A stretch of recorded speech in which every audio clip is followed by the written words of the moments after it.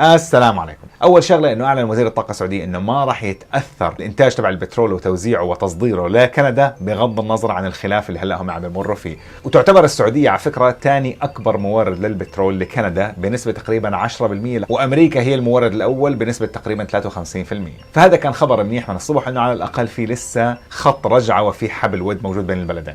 الخبر الثاني كان انه انتشر كثير على صفحات التواصل الاجتماعي اليوم بالجاليه العربيه انه الطلاب المبتعثين كانوا عم بيبيعوا بكثره اغراضهم، اواعيهم، جاكيتاتهم الشتويه اللي ما راح يرجعوا يستخدموها بعد ما يطلعوا من كندا، سياراتهم، عفشهم، وعم بيحاولوا ياجروا بيوتهم ويطلعوا من العقود تبعت الاجار عشان يلحقوا ويخلصوا امورهم ويسافروا قبل نهايه الشهر. والخبر الاخير كان انه احد المفوضين السامين البريطانيين حكى في احد المقابلات اليوم انه كندا بحاجه الى انها تتعود انها تقف لحالها بالازمات الدبلوماسيه، خصوصا بانه ما في ولا واحده من الدول الحلفاء لكندا دعمت موقف كندا من التغريدات والانتقادات اللي وجهتها للمملكه العربيه السعوديه، حتى امريكا وبريطانيا. وهذا كان دليل على انه كندا موقفها كان ضعيف، وانه حتى حلفائها راوا بانه موقفها وانتقادها كان ارعن ومتهور.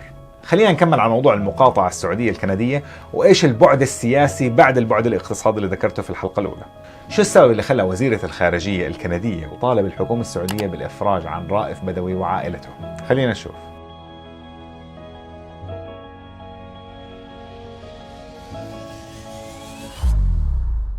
أول شغلة راح أخذكم بالقصة وأرجع فيكم لبعد الحرب العالمية الثانية. بعد ما انتهت الحرب العالمية الثانية مجلس الأمن اتكون، اللي هو تم تأسيس مجلس الأمم المتحدة اليونايتد نيشن ومجلس الأمن الدولي تبع الأمم المتحدة. الأمم المتحدة اليوم بتضم 193 عضو، ومجلس الأمن اللي هو جزء من الأمم المتحدة بيضم 15 عضو، 5 منهم دائمين و10 يتم انتخابهم كل سنتين. الخمسة الدائمين هم أمريكا وبريطانيا، روسيا، فرنسا والصين، واللي هي الدول اللي فازت بالحرب العالمية الثانية. وهدول الدول اللي هم لهم دائما حق الفيتو، اي قرار بيطلع من الامم المتحده اي وحده من هاي الدول بتعطي فيتو بيتم ايقاف هذا القرار. اما الدول العشر الاضافيه فبيكون لها قوه اكثر من الاعضاء الباقيين، وبكون لهم دعم مالي، فهدول برضه بكون لهم قوه اكثر من اي اعضاء تانيين، وبكونوا طبعا في مجلس الامن. كندا كانت موجوده في مجلس الامن من تاسيسه بعد الحرب العالميه الثانيه، من اول ما تاسس بعام 1946 لحد عام 2000. صار لها تقريبا 18 سنة، للانتخابات القادمة راح توصل 20 سنة وكندا ليست عضو في هذا المجلس. شو المتطلبات من الدول الأعضاء عشان يتم قبول ترشيحهم انهم يكونوا من هاي ال10 دول في مجلس الأمن؟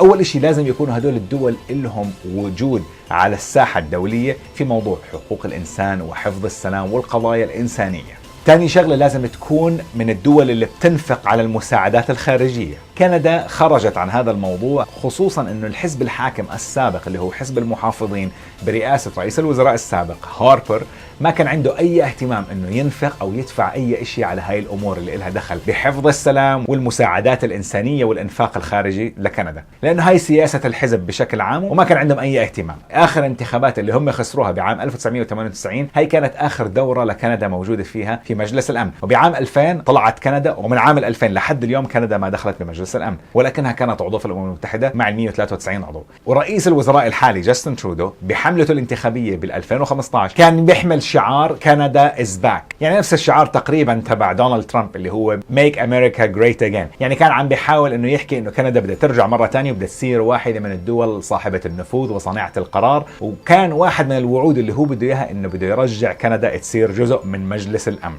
الحملة الدعائية هلا تبعت كندا اللي هي عم تدخل فيها عشان ترجع تدخل مرة تانية بمجلس الأمن للدورة تبعت 2021-2022، والانتخابات تبعت هاي الدورة بتصير بشهر 9 من عام 2020.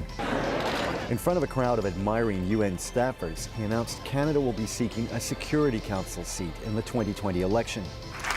Canada will actively pursue a seat on the United Nations Security Council for the 2021-2022 term. يعني بعد سنة من الانتخابات الكندية اللي بدها تصير السنة الجاي، فالانتخابات الرئاسية بتصير ب21/10/2019. فطبعا هذا الوعد اللي قام به رئيس الوزراء الكندي جاستن ترودو بيعطي وعد وأمل للشعب الكندي إنه إحنا رح نرجع مرة تانية، كندا is back، عشان نكون واحدة من الدول العظمى صانعة القرار ونصير نقعد على طاولة مجلس الأمن. فيعني عشان هو يحفظ الوعد راح يطلب من الناس وراح يذكر مرة ثانية بالحملة الانتخابية تبعته إنه بدنا نرجع وبدنا نكون جزء من هاي الدول صانعة القرار، ولازم تنتخبوني لانه اذا انتخبتوا حزب المحافظين فحزب المحافظين راح يعمل مره ثانيه انه راح ينسحب وما بده يكون جزء من مجلس الامن. طبعا كندا عشان تاخذ هذا المقعد راح تتنافس مع العديد من الدول. المجموعه تبعتها تعتبر واحده من اشرس المجموعات للمنافسه، فالدول اللي هي راح تنافسها هم النرويج وايرلندا اللي هم عندهم سجل عظيم بحفظ السلام وبالانفاق بالدعم الخارجي اكثر من كندا باضعاف. If 2020 sounds a long way off, that's because countries compete hard for these seats and campaigns take years. It's good to see Canada more engaged at the United Nations. Ireland, Canada's rival for the seat, announced its bid back in 2005. We're running for Ireland, Canada will run for Canada. The thing is 4 years away. Let's see what happens between now and then. We'll still be friends with Canada. والانفاقات الخارجية لكندا أقل من المستوى المطلوب من الأمم المتحدة، وهذا السبب الأساسي اللي خلاهم يخسروا أنهم يكونوا جزء من مجلس الأمن في عام 2010، وتم ذكر هذا السبب في التقرير تبعهم. فيعني كندا عشان تكون جزء من مجلس الأمن لازم يثبتوا نفسهم، خصوصا مع دولتين مثل النرويج وإيرلندا عندها تاريخ مخضرم وعريق في حفظ السلام وحقوق الإنسان. فطبعا عشان هم ينافسوا لازم يرفعوا السيرة الذاتية تبعتهم ويورجوا مجلس الأمن واليونايتد نيشن إن هم بيستحقوا هذا اللقب، إن هم يرجعوا على طاولة مجلس الأمن. عشان هيك من أول ما استلم رئيس الوزراء جاستن ترودو الحكم عم بيحاول يدخل كندا في الميدان الإنساني. رجع بعام 2016 الدعم اللي وقفته الحكومة السابقة حكومة المحافظين للاجئين الفلسطينيين، رجع 25 مليون دولار للأونروا، إضافة إلى 10 مليون دولار إضافية قدموها في بداية هاي السنة لتغطية العجز بعد ما انسحبت أمريكا من دعم الأونروا واللاجئين الفلسطينيين، استقبال اللاجئين السوريين، دعم اللاجئين تبعون الروهينجا. خصوصا باجتماع الجي 7 اللي صار في جون في كندا، جاستن ترودو دعا 12 رئيس دولة، من بيناتهم كان رئيس بنغلاديش، عشان كان بده يتحدث معه قدام الجي 7 عن أوضاع اللاجئين والروهينجا وكيف انه بدهم يأمنوا هدول اللاجئين. فيعني عم بحاول يبني السيرة الذاتية تبعته. أضف إلى أنه كندا بعثت أول مجموعة جنود لحفظ السلام في مالي مكونة من 600 جندي و150 شرطي، وهي كانت أول حملة كندا تبعتها من أكثر من عقدين.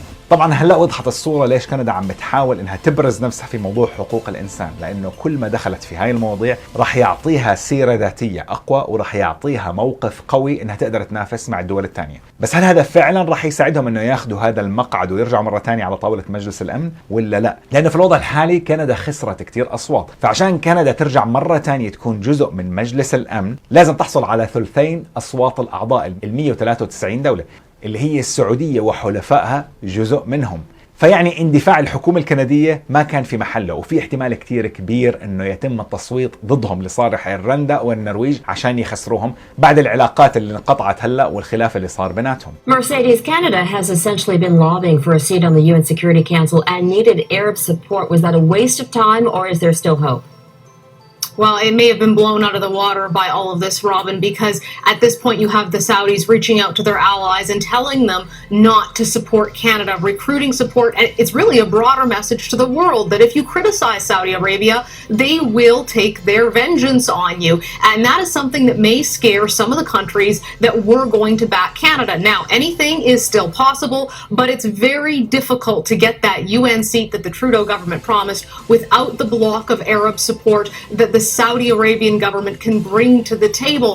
At the end of the day, whether this pressure will change things for those who are behind bars is another question, but certainly in terms of Canada's ability at the UN, this may all be for naught. المشكلة الأكبر إنه عدم حنكة رئيس الوزراء ولا الحزب الليبرالي، فهم بالفترة الأخيرة صار معهم خلافات كثيرة مع أمريكا بخصوص موضوع الاتفاقية أمريكا الشمالية النافتا، وهلأ كمان مع السعودية وغيرها من الدول. فهلأ وضع الاقتصاد عم بنهز والبطالة عم بتزيد بكندا والأمور بطلت بالقوة السابقة، وأكبر شاهد على ذلك هو خسارة الحزب الليبرالي الساحقة بالانتخابات الأخيرة لمقاطعة أونتاريو. أمل أنها تكون وضحت الصورة لكم وعرفتوا إيش سبب الخلاف الحقيقي. فرائف بدوي وعائلته مش هم المشكلة الأساسية اللي خلقت هذا الصراع بين كندا وبين السعودية، وإنما هي أهداف مبطنة، اللي هو إنه كندا عم بتحاول تبني سيرة ذاتية عشان ترجع على مجلس الأمن. السؤال اللي بيطرح نفسه هلأ في النهاية، هل كان موقف وتغريدات وزيرة الخارجية الكندية مبرر عشان يحققوا الغاية تبعتهم؟ الجواب راح يكون في الفيديو القادم لما أحكي على التناقضات وازدواجية المعايير اللي بتعاني منها السياسة الكندية. بس ما تنسوا انكم تتركوا لي اسئلتكم وارائكم في صندوق التعليقات، وتعملوا لايك وشير وسبسكرايب على قناة اليوتيوب، وبشوفكم بالحلقة القادمة ان شاء الله. الى اللقاء.